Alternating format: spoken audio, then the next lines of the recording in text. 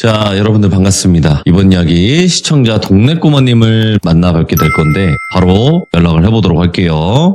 안녕하십니까. 아, 예, 회장님. 돌빈이 제가 궁금한 게 하나가 있는데요. 괜찮습니다. 예, 돌빈님은 이제 방송을 이제 시작하시고 예. 시청자들하고 한 약속은 반드시 지키시는 분이지 않습니까? 또 왜요, 예. 저한테 연초에 해준 약속 혹시 좀 지켜주실 수 있나 해서 잠깐만, 어떤 거였었죠? 내가 100만이 넘으면 네네네. 그 다음에 돌아오는 명절은 집에 보내주겠다. 애기 얼굴도 좀 볼 수 있게 허락해주고 네. 오랜만에 가족 한번 잠깐 볼 수 있게 해준다고 이렇게 말씀 주셨는데 약속을 지켜주실 수 있을지 해서요. 그럼요. 제가 차 대기시켜놨고요. 롤스로이스로 지금 대기시켜놨어요. 그래서 그거 타고 쭉 가시면 될 것 같습니다. 이번엔 진짜죠? 네, 맞습니다. 롤스로이스. 우리 아들 롤스로이스. 검빨간 땄어요. 네. 진짜 보내줘야 돼요. 알겠습니다. 자, 오늘 감사합니다. 동네꼬마님께서 이렇게 찾아와 주셨는데 오늘 동네꼬마님이 해주실 이야기 키워드 안 듣고 갈 거예요. 네, 알겠습니다. 네, 돌빈님. 바로 출발을 해볼 거니까 한번 네네. 이야기 들려주시고 끝나자마자 밖에 대기시켜놓은 롤스로이스 소거든요. 손대 좀 고급 소라서 그거 타고 좀 가시면 됩니다. 아시겠죠? 감사합니다, 돌빈님. 네. 자, 그러면 바로 출발을 해보도록 하겠습니다. 렛츠가! 기리십니다. 동네꼬마요.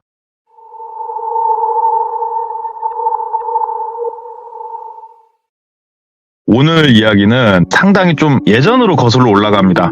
거의 근 20년 정도 거슬러 올라가는 이야기고요. 그 당시에 30대 중반에서 후반으로 넘어서고 있는 똘비라고 하는 남성이 있었습니다. 이 똘비 같은 경우에는 나이가 젊다면 젊은 나이죠. 30 네. 중반에서 후반 넘어가고 있으니까.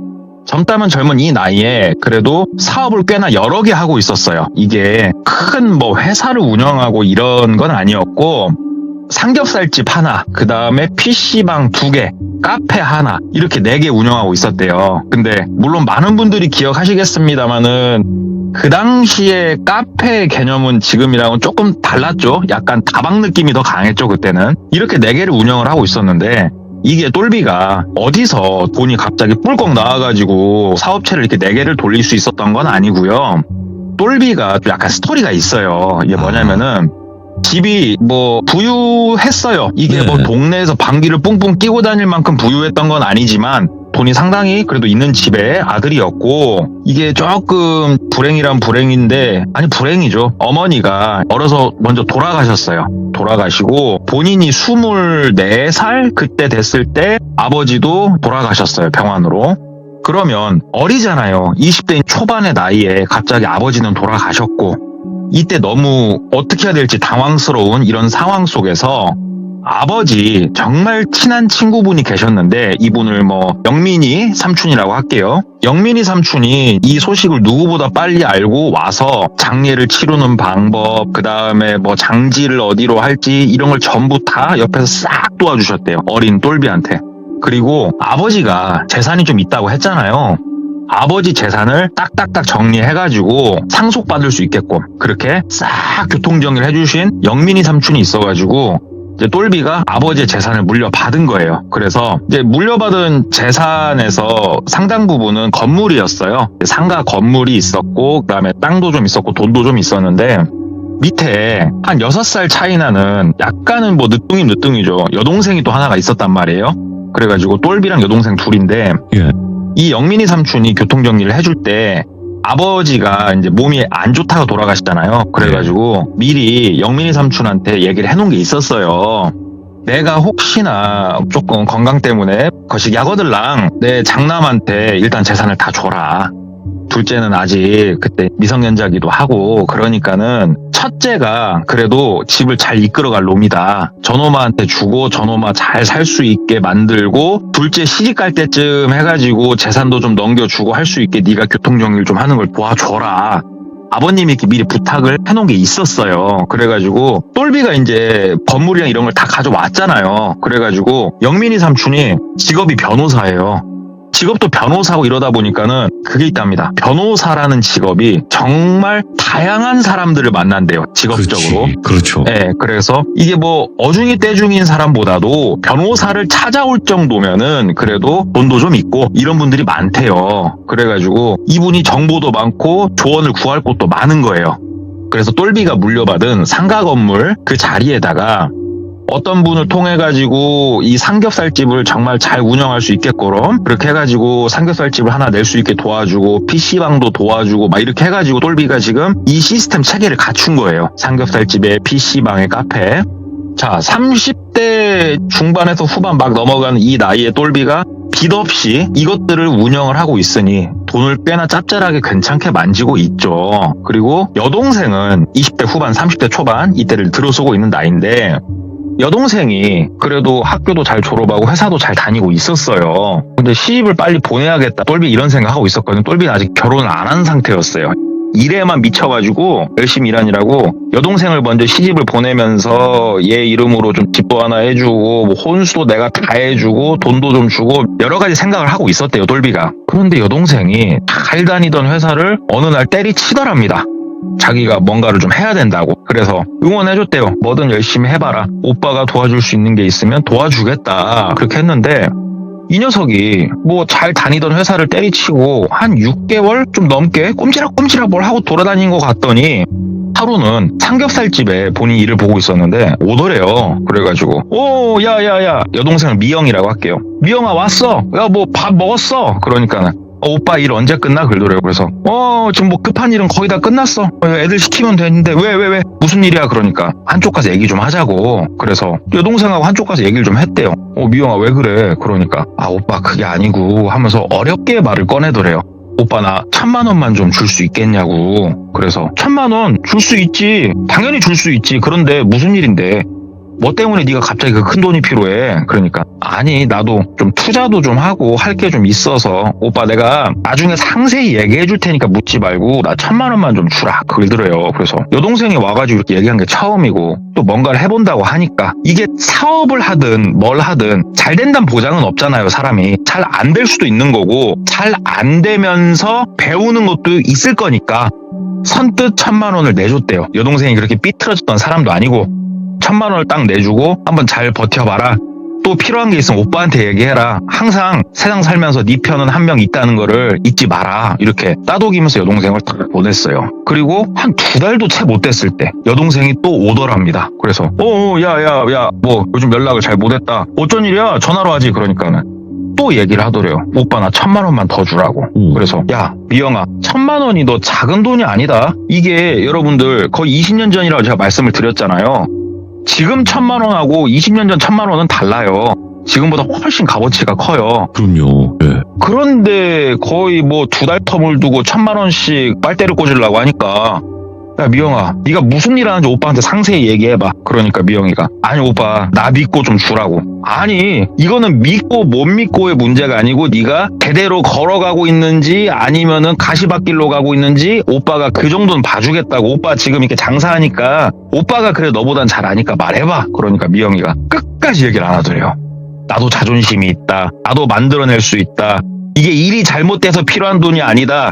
지금 꼭 들어가야 되는 돈이다. 그런데 내가 돈이 없는데 이제 막 그런 얘기도 하더래요. 오빠 나도 돈 조금 갖고 갈 수 있는 권리가 있지 않냐 얘기를 하더래요. 그래서 너 권리 있다. 알아. 너 시집갈 때 너 제대로 된 삶을 산다 딱 보였을 때 오빠가 이건 당연히 네 몫은 줄 거야. 옛날부터 오빠가 이건 얘기했고 너도 알고 있는 사안이잖아. 그러니까 알고 있다고. 오빠 내가 너무 급해서 그러니까 1,000만 원만 빨리 달라고. 통사정을 하더래요. 이유는 말 안 해요. 1,000만 원을 또 줬대요. 그렇게 또 2달이 채 못 됐을 때 또 오더랍니다. 여동생이 또 1,000만 원을 달라고 하더랍니다. 그 똘비가 촉이 있어요. 이제는 본인도 이제 장사도 하고 또 어린 나이에 이렇게 하면서도 옆에서 영민이 삼촌이 많이 도와줘가지고 세상 물정에 대해서 좀 많이 깨달은 게 있거든요. 예. 그러다 보니까 주변에 조금 안 좋은 애들도 있고 왜 그러냐면은 안 좋은 사람, 전문 직종의 사람 두루두루 사람이 다 알고 지내야 된다고 영민이 삼촌이 이렇게 조언을 많이 주셨대요. 여러 가지 얘기를 들은 게 있으니까 미영아 지금 네 패턴은 잘못됐어. 오빠가 이 돈은 지금은 못 주겠어. 딱 얘기를 하니까는 막 뭐 속된 말로 발광을 하더래요. 미영이가 막 내 돈을 내가 쓰겠다는데 오빠가 왜 지랄이야 지랄은 하면서 막 온갖 소리를 지르고. 근데 딱 이 여동생 행동 패턴을 보니까 아 이거 지금 뭐 다단계를 하고 있든 아니면 어떤 제비한테 홀렸든 뭔가 지금 잘못된 길로 가고 있구나 이 느낌이 확 들더래요. 그래가지고 알았어 1,000만 원 줄게 하고 1,000만 원 딱 주니까는 오빠 고마워 오빠 고마워서 딱 가더래요. 여기서 똘비가 무슨 생각을 했냐. 지금 내가 아무리 얘를 다그치고 가르치려고 해도 여동생 귀에는 그 어떠한 소리도 들어가지 않는다라는 걸 똘비도 알고 있어요 지금. 그러니까 일단은 1,000만 원을 줬어요. 주고 나서 누구를 찾아갔냐. 자기가 PC방을 운영을 하고 있다고 했잖아요. 그 PC방 중에 하나가 꽤나 사람들 유동인구가 조금 있는 그런 곳에 하나가 위치한 게 있었는데 여기가 유동인구가 있다라는 거는 결국은 술잔치가 열리는 그런 동네예요. 유흥가가 많이 밀집되어 있는 곳이고 그렇다 보면은 특히 밤에 주취자들 문제가 좀 있었대요. 술 취해가지고 좀 진상 피는 양반들. 이러한 양반들을 때려잡아주는 손님이 하나 있었어요. 이 손님 같은 경우에는 작은 그 룸사롱을 운영하시는 사장님이 한 명 있었대요. 예. 근데 이 사장님이 맨날 추리닝 차림에 밑에 동생들 다 일 시켜놓고 밑에 소위 말하는 똘마니 한 명 정도 데리고 다니면서 그 한 게임 고수도 하고 한 게임 포카 있잖아요. 밤새 그거 치고 논대요. 뭔 일 있으면 전화 이렇게 받고. 예. 근데 그분이 성격도 있고 하다 보니까 PC방에 조금 난동이 벌어지면은 싹 정리를 해준대요. 그래서 똘비가 알바한테 지시를 해놨대요. 야, 그 돌비 사장님 오거들랑 돌비 사장님 거는 돈 받지 말라고. 그냥 정액제 항상 그냥 시간 빵빵하게 넣어놓으라고. 그리고 컵라면이 됐건 뭐 군것질거리 하시면은 그냥 돈 받지 말라고. 그분 거는 그냥 받지 말라고. 기영코 준다면 받고 그 외엔 받지 말라고 얘기를 해놨어요. 그러니까는 암암리에 공생관계가 이루어진 형님이 한 분 계셨거든요. 그래서 그 형님한테 가갖고 얘기를 했어요. 왜 영민이 삼촌, 그 변호사 삼촌한테는 안 갔냐. 이런 거를 부탁하기엔 직업이 변호사잖아요. 그래서 좀 그랬고 그 삼촌한테 안 가고 게임방 그분한테 가가지고 형님 담배 한 대 피우시죠. 그래가지고 뒤에 베란다 같은 공간이 있대요. 거기가 담배를 쫙 피면서 형님 다름이 아니고 밑에 있는 동생들 중에 똘똘한 놈 하나 뽑아서 제가 부탁하면은 사람 뒤에 한 번만 밟아줄 수 있겠냐고 부탁을 한 거예요. 그러니까는 왜 너 뭔 일 있냐. 그래서 있는 그대로 얘기를 했대요. 이래저래 해서 여동생이 이러한 패턴을 보이고 있는데 액수는 자세히는 말 안 하겠습니다만 꽤나 큰 액수를 이렇게 연달아서 부탁을 하는데 애가 눈이 뒤집어져 있더라 얘기를 하니까는 야, 그거 제비한테 지금 작업당 안 해봐. 별 얘기를 다 하더래요. 그래가지고, 형님, 제가 급하게 부탁을 하면은 바로 한 명 튀어나올 수 있게 스탠바이를 좀 해줄 수 있겠냐. 그러니까는. 근데 그 동생, 일 시키는 동생 용돈은 좀 줘야 된다. 그래서, 아유, 알겠다고. 그렇게 해서 사람 한 명을 스탠바이를 해놨어요. 그리고 나서 진짜로 이게 뭔 타이머네요, 타이머. 또 2달이 채 못 됐을 때 여동생이 또 오더를 합니다. 그래가지고 여동생 딱 보자마자 얼씨구나 해가지고 바로 전화를 한 거예요. 한쪽 가갖고 형님 제가 운영하는 그 삼겹살집 아시죠? 아 예 저 거기로 그 동생 한 명 붙인 거 사람 좀 보내주시겠습니까? 그러니까 알았다고 대신 야 1시간 정도만 시간 좀 끌고 있으라고 글더래요. 그래서 알았다고 전화 끊고 여동생이 또 잠깐 얘기 좀 할 수 있겠냐 그래서 야야 내가 고기 좀 내줄 테니까 고기 좀 먹어라 하면서 고기 내주고 일부러 그렇게 바쁘지도 않은데 딱 뭐 하는 척 시간을 끌었대요. 한참 시간을 끌고 쓱 보니까는 저 멀리 그 형님이 보낸 동생 같네 라는 사람 한 명이 이렇게 와갖고 한쪽에 서 있더래요. 길 건너편에 긴가민가 하고 있는데 그 형님한테 전화가 오더래요. 예 형님 그러니까 그 동생 뭐 어떻게 생겼고 지금 그 앞에 가 있다고 하니까 누구 쫓아가면 돼. 그래서 형님 제가 누군지는 알잖아요. 제 앞에 그 여동생 거기 쫓아가면 된다고 말 좀 전해주십시오. 고맙습니다 하고 끊은 거예요. 그리고 여동생 앉아갖고 야 무슨 일이야? 오빠가 또 뭐 도와줄 거 있어? 그러니까는 오빠 또 글더래요. 그래서 돈 얘기 하지 마. 너 무슨 일인지는 나한테 분명하게 얘기하기 전까지 돈 얘기하지 마. 그러니까는 오빠 이젠 진짜 마지막이야. 진짜 나 다 왔거든. 오빠 1,000만 원만 더 줘. 글더래요. 그래서 야 이 가시네야. 너 회사 다녀봤지? 너 1,000만 원 모으려면은 쉬워 안 쉬워? 오빠라고 1,000만 원이 지금 우습겠냐? 야 오빠 밤에 잠도 못 자고 일하는 거 보면 안 불쌍해? 해저 너무한 거 아니야? 하면서 막 뭐라고 했대요. 그러니까 여동생이 슬슬 눈가에 불을 켜기 시작을 하더래요. 오빠 그 돈 다 가져다가 오빠만 배불리 살고 동생도 한번 일 좀 해보겠다 하면서 또 막 읊더래요. 그래가지고 야야야 됐어 됐고 너 기다려 하면서 뒤에 가가지고 1,000만 원 현금을 갖다 놓은 게 있어요. 차에 일부러 준비한 게 있었어요. 딱 뭉치 딱 꺼내다가 앞에 탁 던져줬대요. 1,000만 원이다. 이거 현금 오빠 지금 이거 가게 싹 수금하고 오빠 돈 돌릴 돈 너 주는 거니까 너 이제 이런 일로 나 찾아오지 마. 네가 번듯하게 무슨 일이다 뭐 결혼을 하겠다 정확하게 좋은 거 아니야 오빠 찾아오지 마 이런 걸로 알았어 하고 막 소리를 지른 거예요. 그러니까 여동생이 봉투를 열더니 돈을 딱 보고 오빠 고마워하고 나가더래요. 그리고 저 길 건너 있는 사람한테 이렇게 우리 고개로 돌려갖고 신호 보내는 거 있죠? 고개 탁탁 하면서 쫓아가라고 하니까는 뒤를 싹 밟으면서 가는 게 보이더래요. 한번 보자 하고 한참 기다렸어요. 한참 거의 아침 6시가 다 돼가지고 그 친구한테 전화가 온 거예요. 받았대요. 안 자고 있었으니까 밤일을 하니까. 여보세요. 그러니까는 예 형님 저 그 어디 형님이 일 시켜서 하니까 예 그러니까는 그 여자분 제가 이렇게 따라서 왔는데 말입니다. 차 타고 한 1시간 정도 거리에 가면은 주택단지가 있거든요. 글더래요. 그래서 주택단지요? 그러니까 예 상당히 부촌 같았습니다. 그 주택단지로 들어가셨고 거기서 한 2-3시간 정도 머무르시다가 나와가지고 또 어디론가 이동을 했대요. 그래서 어디 허름한 또 건물로에 가가지고 거기서 잠깐 계시다 나와서 최종적으로 댁에 들어가신 것 같다 얘기를 하더래요. 그래서 집이 어딥니까? 왜 물어봤냐? 여동생 집은 알고 있었어요. 본인이 다 잡아줬었으니까 집을. 거기가 아니라는 거예요. 집이. 어딘데요? 그 집으로 보이는 곳이 어딘데요? 그러니까는 완전 진짜 뭐라고 표현해야 될까? 너무 낙후된 그런 고시원 같은 데로 들어갔다는 거예요. 그래서 거기가 어딥니까? 간 곳들을 정확하게 그럼 주소를 찍어주라니까 안 그래도 정리를 싹 해놓은 게 있었대요. 그래가지고 문자로 싹 넣어줬대요. 그래가지고 일단은 그 정보들을 보면서 똘비가 시간을 내서 낮에 다 가봤대요. 거기를. 왜냐? 지금 똘비가 가장 의심하고 있었던 거는 다른 게 아니고 다단계 있지 않습니까? 불법 다단계를 의심하고 있었고 그게 아니라면 소위 말하는 제비, 작업 쳐가지고 돈을 이렇게 뺏어가는 그런 사람들한테 잘못 얽혔을 수가 있겠다라는 생각을 했기 때문에 그 두 개 의심을 하면서 돌아다녔대요. 처음으로 간 부촌, 딱 그 부촌을 봤더니 여동생이 들어간 집이 제일 큰 집이었대요. 보니까.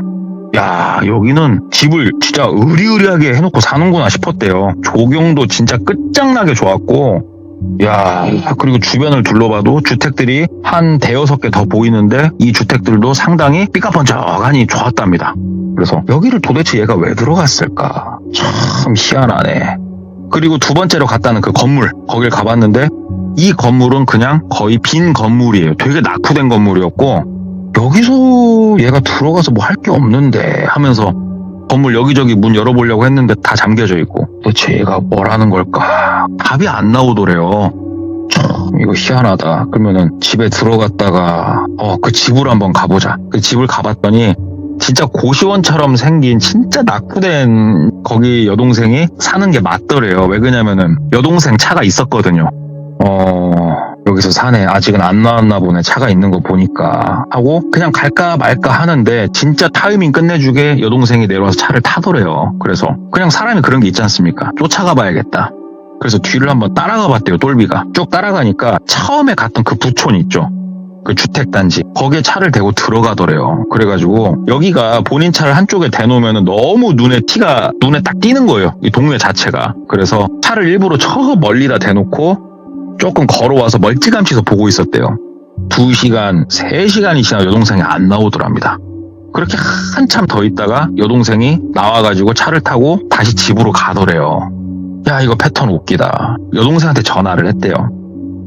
동생아 어떻게 일은 잘 처리했니? 그러니까는 일 다 봤다고. 그러면 그 돈 뭐 아직 네가 갖고 있어? 아니 오빠가 딴 게 아니고 오빠 한 3일만 잠깐 그 1,000만 원 다시 쓰고 돌려줄게 얘기를 한 거예요.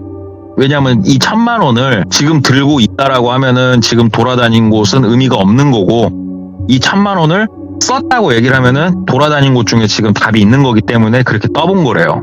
오빠 나 지금 1,000만 원 다 입금할 곳에 입금했다라고 얘기를 하더래요. 없다고. 아 그래.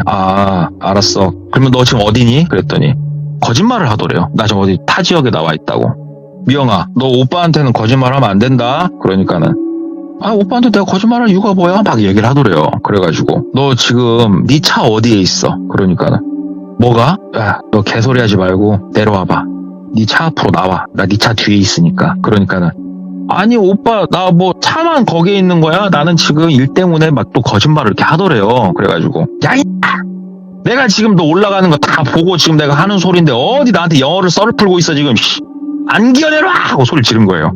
이게 이제 전화기 넣고 얼마나 크게 질렀는가 아마 그 건물에서도 들렸을 거예요. 수화기가 아니고 울려서 여동생이 쭈뼛쭈뼛 내려오더래요.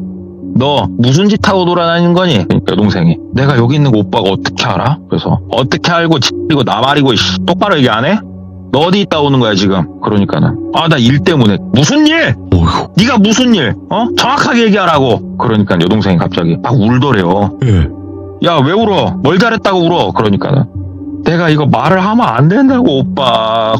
진짜 나도 이게 해야 될 일이 있어서 그런 거라고. 내가 이상한데 돈 쓰는 게 아니라고 지금 하면서 막 울더래요. 예. 그래가지고 개 같은 소리 그만하고 내가 뭐 일부러 그랬던 건 아니고 진짜 네가 동생이고 내가 걱정돼서 알아봤는데 너 저쪽 어디 그 근방 그 주택 거긴 왜 매일 가는 거야? 그러니까는 오빠 그걸 어떻게 알아? 막 그러더래요. 그래가지고 됐고 너한테 내가 동의를 구할 생각은 없고 지금 가서 내가 거기에 누가 살고 있는지 너랑 무슨 관계인지 한번 가서 물어봐야 쓰겠다. 너 올라가라. 그러니까 얘가 막 바지끄랭이를 잡고 빌더래요. 그래가지고 똑바로 얘기하라고!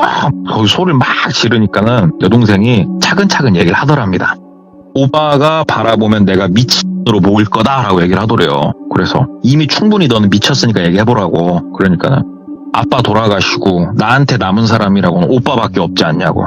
오빠마저 없으면 나는 진짜 세상 살기 너무 두렵고 힘들 것 같다고. 그래서 나 건강하니까 개소리 그만하라고. 그러니까는 오빠 앞으로 남은 삶이 얼마 안 된다고 얘기를 하더래요. 그래서 무슨 뚱딴지 같은 소리냐? 그러니까는 진짜로 유명한 A라는 종교 거기에 사제분이 계신다 얘기를 하더래요. 그래서 그런데 그랬더니 그분이 진짜 보통 얘기가 아니다고. 그분은 진짜로 무당들이 얘기하는 그런 신이 아니고 진짜 신하고 소통을 하실 수 있는 분이다고. 그래서 참 너 풍년이다. 읊어봐라. 그러니까는 그분이 내가 너무 불쌍하다고. 예. 오빠를 위해서 그렇게 조금 기도를 해야 된다. 그래서 그 소리는 뚜껑이 확 열리더래요. 이야.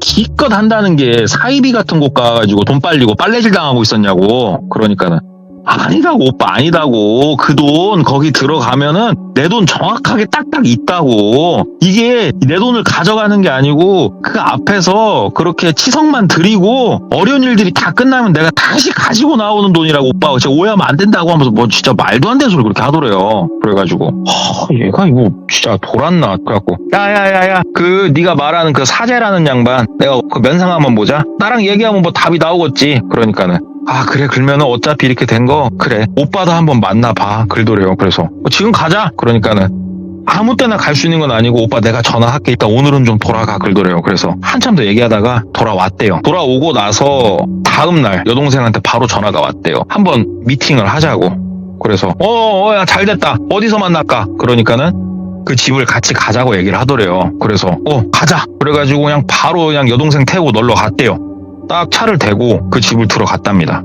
집을 딱 들어가니까 야 정말 그 부잣집의 상징이 있답니다. 이게 지금도 마찬가지고 주택에 부잣집의 상징이 무엇일까? 집에 엘리베이터가 있어야 된답니다. 진짜 부잣집은 집에 엘리베이터가 있대요. 2층짜리 집인데 엘리베이터가 있답니다.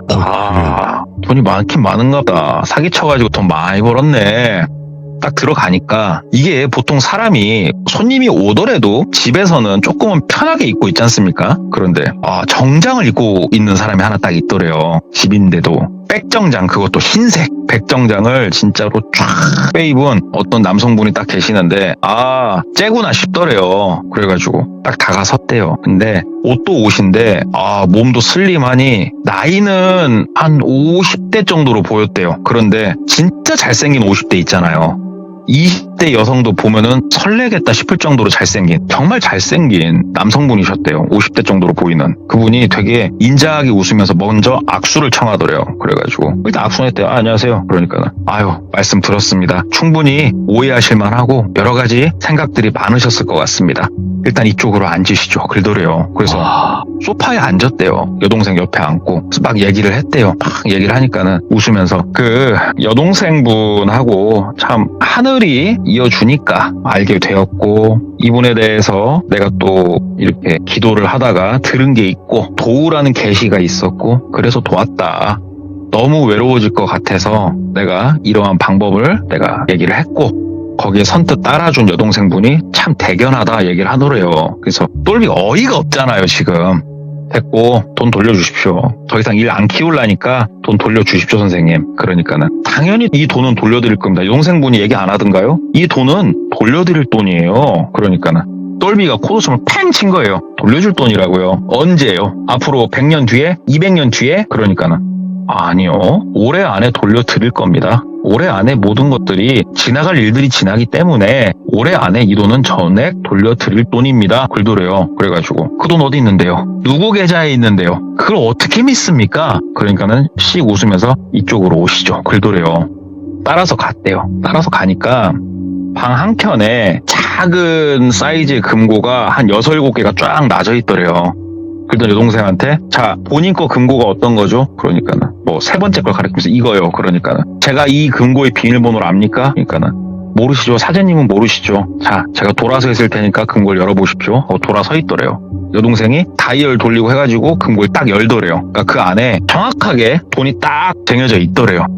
여동생이 되게 당당하게 오빠 이것 봐. 오빠 이제 오해 풀렸지? 진짜 나 오빠를 위해서 한 거라니까. 이 돈을 이상한 데 쓴 게 아니라고 막 얘기를 하더래요. 그래가지고 알았으니까 돈 빼. 그러니까 여동생이 안 돼 오빠 그러지 말고 조금만 더 얘기를 들어보라니까 막 글도래요. 그래가지고 얘기고 나발이고 치고 됐으니까 야 내가 돈 갖고 간다 하고 돈을 막 가져가는 여동생이 또 눈에 쌍불을 켜고 또 이제 집병을 하더래요. 또 그래가지고 야 알았으니까 닫어 야 이 돈 어차피 미영이 네 거니까 네 알아서 해. 닫어 딱 닫고 그 사제분 이 돈 꼭 미영이 주시고요. 미영아 너 이 돈 못 받아 그 오빠 원망하지 마라. 그리고 너 이 돈 못 받으면 앞으로 오빠 얼굴 볼 생각도 하늘길 말고 앞으로 오빠한테 돈이 10원도 더 안 나올 거니까 그런 줄 알고.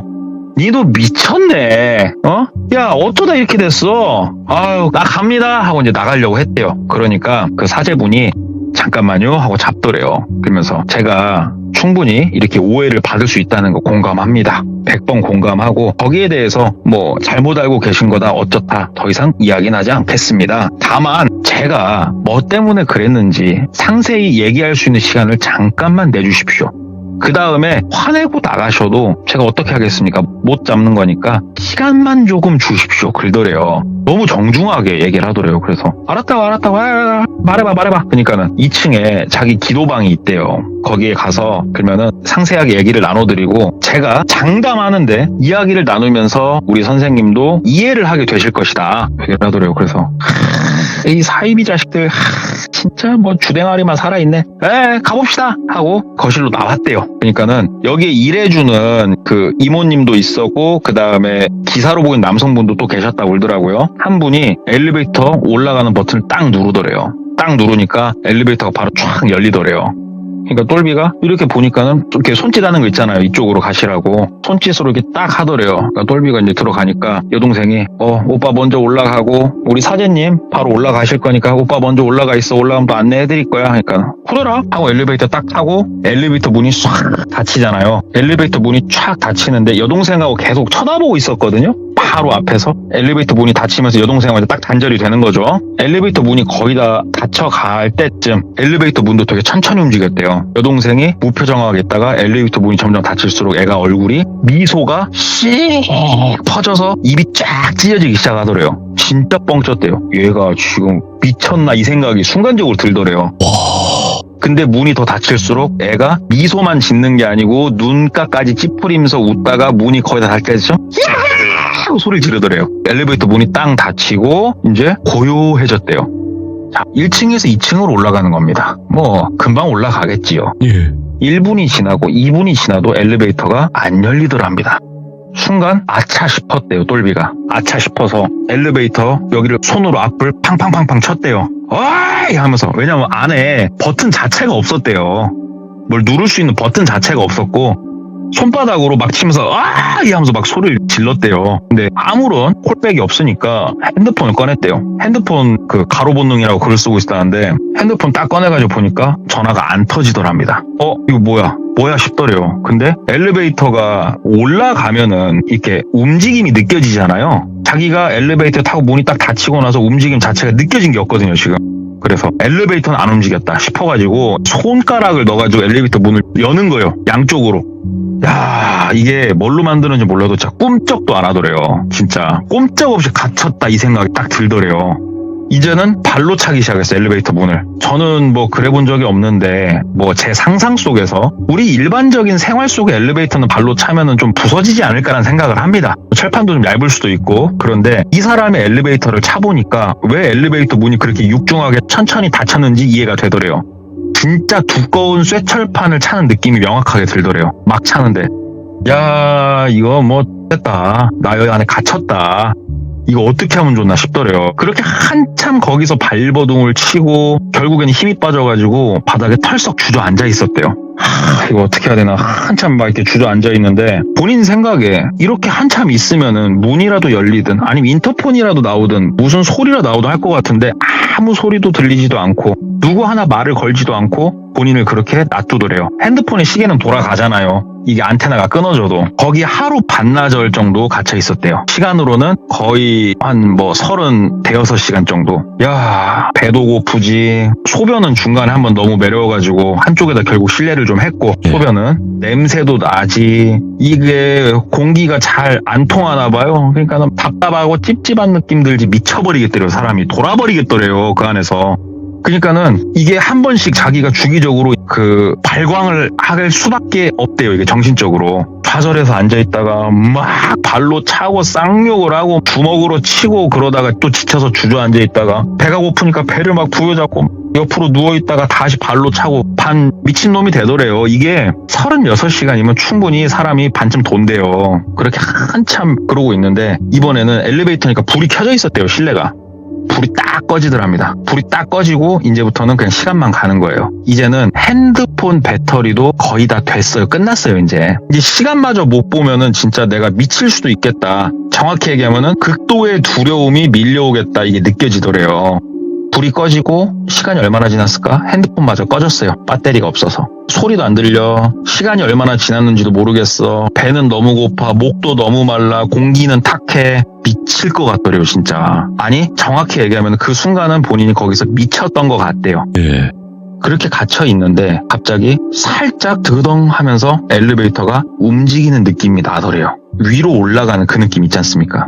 딱 그 느낌이 나더니 갑자기 진짜로 문이 쫙 열리는데 불빛이 한참 만에 쏟아져 들어오잖아요. 거기에 딱 그 백정장 입으신 그분이 진짜로 신이 강림하는 것처럼 딱 서 있고 그 뒤로 몇 명의 사람들이 더 있더래요. 그리고 본인이 이러고 이제 누워 있었대요. 예? 힘이 너무 없어서. 그러니까는 손짓을 하니까 옆에 있던 나머지 남성분들이 비축을 해주더래요. 근데 똘비가 여기서 발광하는 게 아니고 진짜 너무 감사했대요. 아, 빛이다. 와, 바깥으로 날 빼준다. 아, 제발 먹을 것 좀 주세요. 제발 날 좀 나가게 해주세요. 이 느낌이 너무 강하게 들었대요. 와. 바깥으로 딱 빼고 밝은 데 앉아있는데 어우 막 눈도 부시고 죽겠는데 앞에 죽을 하나 놔주더래요. 죽 물하고. 이거를 진짜 태어나서 먹은 것 중에 제일 맛있었대요. 그렇게 막 먹었대요. 그러니까는 자, 나랑 얘기를 좀 한다고 하지 않았냐. 기억하시죠? 그래서 예, 기억합니다. 근데 저 집에 좀 보내주시면 안 될까요? 이렇게 얘기가 나온대요. 절로. 그러니까 당연히 보내드리죠. 당연히 보내드리는데 저랑 충분히 말씀 나누시고 그리고 보내드릴 겁니다. 글도래요. 나긋나긋하게. 근데 똘비가 이제 막상 나와서 밥도 먹고 물도 먹고 사람 마음이 또 변한대요. 이게. 제가 다음에 오겠습니다. 이렇게 멘트가 나오는 거예요. 그러니까 그분이 아유 저랑 약속하셨는데 또 그러신다.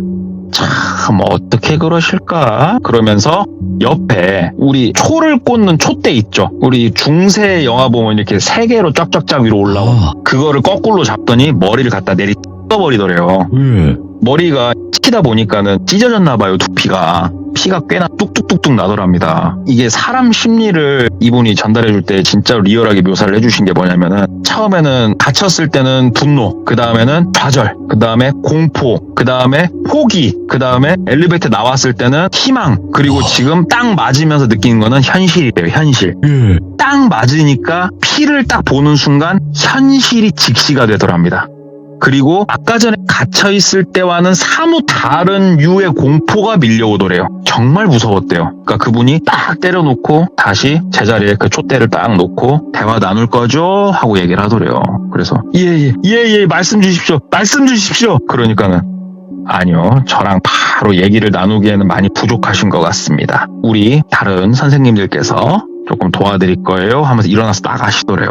그리고 그날부터 이상한 교리 같은 거를 배우기 시작을 했대요. 그리고 그 안에서 그 이상한 교리 같은 거를 배우는 시간 동안은 본인이 못 느꼈는데 나중에 본인이 추측을 하는 바로는 분명히 본인이 먹은 물에 타서는 안 될 약도 탔다라고 본인이 확신이 된대요. 그렇게 사람을 시간을 갖고 거의 세뇌를 시킨답니다. 이게 프로세스가 있나 봐요. 이런 사이비류의 특징이지 않습니까? 그렇게 얼마나 그 안에 갇혀 있었을까? 좋기 열흘은 넘었다고 합니다. 좋기. 감금돼 있는 거예요. 똘비가 지금. 그렇게 거기서 감금이 돼가지고 그 생활을 하고 있었는데 우당탕탕탕 소리가 나더래요. 그래가지고 2층에 이러고 있다가 참고로 2층하고 1층을 연결해 주는 거는 그 엘리베이터 하나밖에 없어요. 계단도 없대요.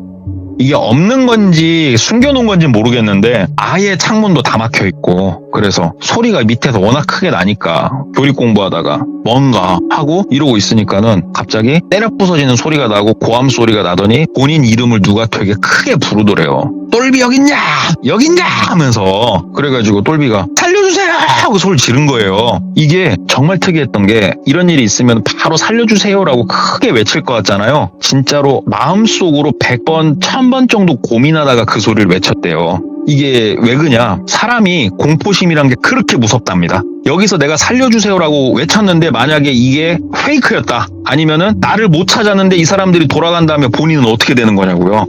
참 그 순간까지도 그 본능적 공포심에 100번 1000번 고민하다 살려달라고 소리를 한번 딱 내질렀는데 그때부터는 폐가 터져 나가고 목이 찢어지고 내 혓바닥이 불어 터져도 상관없으니까 최대 목소리로 살려달라고 울부짖기 시작을 했대요. 막 울부짖으니까 밑에서 진짜로 폭탄 터지는 소리가 나더래요. 진짜 멀대로 뿌시나 몰라도. 그러더니 엘리베이터가 움직이는 소리가 이제 드디어 나더랍니다. 그리고 엘리베이터가 딱 열렸을 때 엘리베이터에서 4명 정도의 사람이 내리더래요. 근데 그 중에 한 명이 딱 눈에 들어오더래요. 영민이 삼촌이었어요.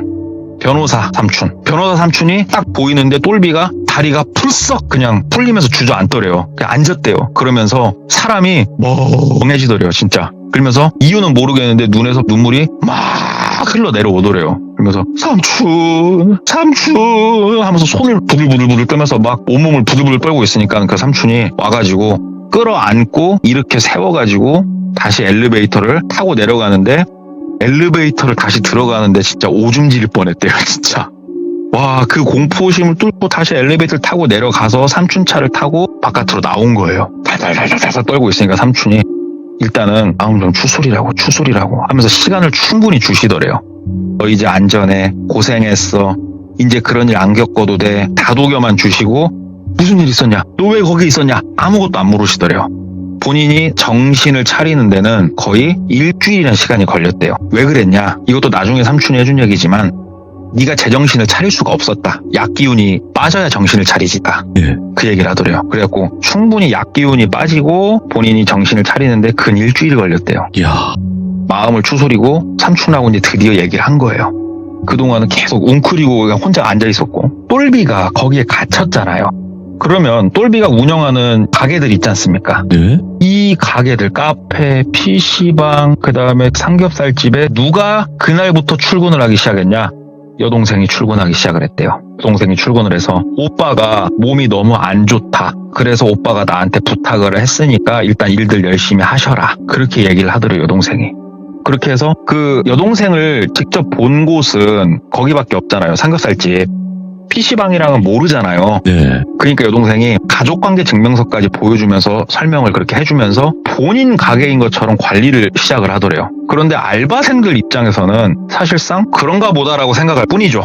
그냥. 그런데 이 삼겹살집에 매니저가 있었어요. 알바 말고 매니저. 동생이었는데 진짜로 오랫동안 아끼고 이뻐했던 동생이었고 똘비도 여행도 가고 이렇게 쉬러도 갈 거 아닙니까? 그러면 이 매니저 동생이 PC방, 카페까지 전부 다 총괄해가지고 싹 일을 봐줬어요.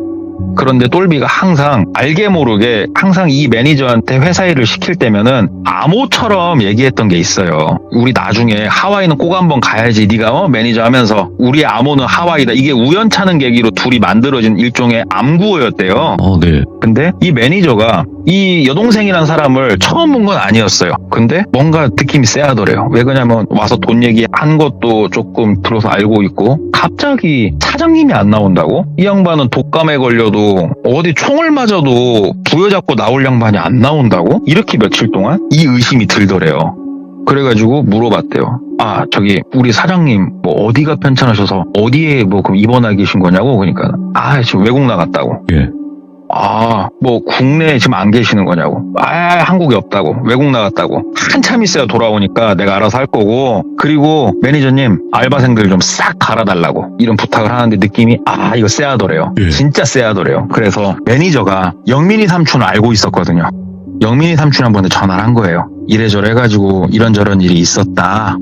그리고 제가 PC방이랑 여기저기 좀 뒤져보니까 그 고급집 있지 않습니까? 그 갇혀있는 거기까지 그 페인 아저씨 그 맨날 와있는 그 아저씨 통해가지고 자기가 얘기를 다 들은 게 있다. 근데 이거 보통 일 아닌 것 같다. 근데 나는 떨려서 못 움직이겠으니까 변호사님이 한번 움직여주셔라. 이 변호사분이 저는 변호사면은 법조인이지 않습니까? 맞죠. 어떻게 보면 법조인은 항상 이렇게 정의에 이런 사람들만 있는 게 아니고 변호사는 우리가 소위 말하는 깡패, 건달들의 변호도 할 수 있는 거고요. 그렇지 않습니까? 예. 네. 어둠의 세계에 있는 분들도 정말 많이 아신대요. 그리고 변호사분들의 또 특징이 하나 있답니다. 누군가 나한테 일을 맡겼을 때 이 사람 변호를 하려면은 이 의뢰인이 절대로 숨기는 게 있으면 안 된대요. 예. 그럼 제대로 변호를 해줄 수가 없대요. 그래서 변호사 생활을 쭉 하다 보면은 이게 사람이 직감이 굉장히 좋아진다는 거예요. 이 사람은 지금 나한테 감추면서 일을 해결하려고 변호사를 선임하고 있네. 이런 것들을 조금 보는 눈이 많이 트인데요. 왜냐면은 이거를 제대로 내가 캐치를 못하면 제대로 된 변호도 못하고 그냥 나만 실적이 안 좋아지는 거잖아요. 예. 그래서 영민이 삼촌이 여동생을 만났대요. 여동생도 영민이 삼촌을 알거든요. 예. 안 본 지는 엄청 오래됐어도. 미영이 너 완전히 이제는 진짜로 정말 이쁘다. 오랜만이다. 똘비 어딨니? 그러니까 오빠 외국 갔다고. 왜? 뭐 어디 아파? 뭐 놀러 갔어? 그러니까 아파? 놀러 갔어? 아파가 이 양반한테 누가 좀 찔렀네. 이게 딱 느낌이 온 거예요. 여동생도. 그러니까는 말을 극도로 아끼면서 되게 방어적으로 행동을 하더래요. 그래가지고 이 변호사분이 자기가 일을 이렇게 봐준 소위 말하는 뭐 건달분이라고 표현을 할게요.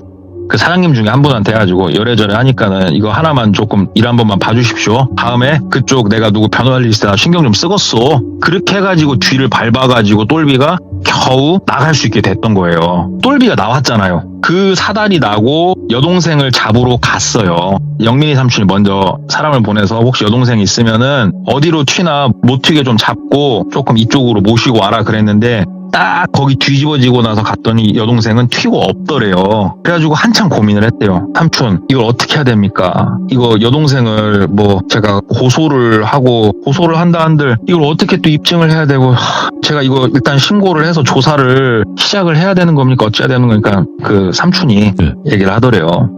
삼촌도 좀 알아봤는데 걔네들 사입이 아니라고. 예? 그러니까 걔네들도 다 돈 받고 움직이는 애들이고 너 지금 가가지고 만약에 걔네랑 다시 얽히잖아. 그럼 걔네가 분명히 너 지금 약 먹은 거 그거 가지고 또 걸고 넘어질 거거든. 너 협박할 거라고 걔네들이. 그럼 너도 안 좋다고. 너 치료받아야 된다고 그거. 삼촌이 알아봐 줄 테니까 너 치료받고 이거는 삼촌이 따로 부탁해놨으니까 너 더 이상 신경 쓰지 말라고 그냥 그렇게만 말씀을 하시더래요. 그래가지고 삼촌을 믿고 치료를 했대요. 이것도 내가 모르고 이런 약에 됐어도 치료를 해야지 안 그러면은 사람이 지금도 힘들대요. 후유증이 있답니다. 치료를 받고 뭐 하고 했는데 여동생은 결국은 행불이 됐어요. 그런데 똘비가 여동생이잖아요. 하나밖에 없는 혈육이잖아요. 그래서 찾으려고 그 돈까지 써가면서 막 했는데 여동생은 도저히 찾을 방법이 없고 돈까지 썼는데 찾을 방법이 없을 때는 딱 두 개래요. 두 개. 그냥 일항을 해서 대한민국으로 빠져나갔든 아니면은 이 세상 사람이 아니든 둘 중에 하나랍니다. 네, 여동생은 지금까지도 찾을 수가 없고 그 나쁜 사람들 있지 않습니까? 그 사람들은 추후에 검거가 됐는데 죄명은 사기로 검거가 됐대요. 사기. 여동생도 보아하니까 이게 처음에 사기를 맞을 뻔하다가 얘네들이 무슨 일 하나를 알면서 여동생이 그쪽에 붙어버린 케이스더라고요. 이건 추측이에요. 여동생을 못 잡았기 때문에. 예. 그래서 여동생이 처음에 1,000만 원씩 빌린 거 있죠. 그것도 필요해서 빌린 게 아니었어요. 오빠가 뒤를 밟아주길 바랬던 거고, 오빠가 뒤를 밟으니까 당연히 이제는 술술 불면서 오빠가 그 집을 갈 수 있게끔 유도를 한 거고, 오빠가 그 집에 들어가고 오빠가 엘리베이터에 갇히는 순간 여동생은 이 오빠가 가진 모든 게 내게 된 것 같은 느낌이 들었겠죠. 그리고 실제로 이런 경우에 오빠가 행불 상태로 몇 년이 지나면은 여동생이 상속받을 수 있는 거 아시죠? 그렇게 해서 내게 되겠구나 싶어서 바로 삼겹살집 출근하기 시작한 거고, 결국은 돈이었어요. 물려받은 모든 거를 다 갖고 싶었던 여동생의 욕심. 그렇게 아구가 맞아 떨어지니까 소름이 돋더래요. 여동생한테 이렇게 자기가 탄을 맞을 줄이야. 그래서 어찌됐건 참 삼촌하고 평상시에 아끼던 그 매니저의 눈치 덕분에 살기는 살았고, 예. 이번에 친척들도 많이 만나고 오랜만에 뭐 오누이 뭐 여동생 형 다 만나실 텐데, 예. 가족 간에 화기애애하고 돈독하시라고. 예, 오빠 여동생 사이에도 이런 일들이 있으니까 화기애애한 이야기 하나 전달드려봤습니다. 돌비 공포 라디오 시들무다운 이야기네요. 네. 오늘 동득고관님께서 이야기를 이렇게 들려주셨는데, 너무 감사드리고 항상 네, 돌비님. 더 열심히 노력해서 동득고관님의 미션을 잘 수행할 수 있는 수행 기사가 되도록 하겠습니다. 감사합니다. 네, 감사합니다. 네. 우리 그 말이 있잖아요. 적은 가까이 있다. 근데 그게 가까운 친구일 수도 있고 아니면 뭐 지인일 수도 있지만 가족일 수도 있다라는 건 현실이기도 합니다. 시청해주신 모든 분들 감사드립니다. 고맙습니다.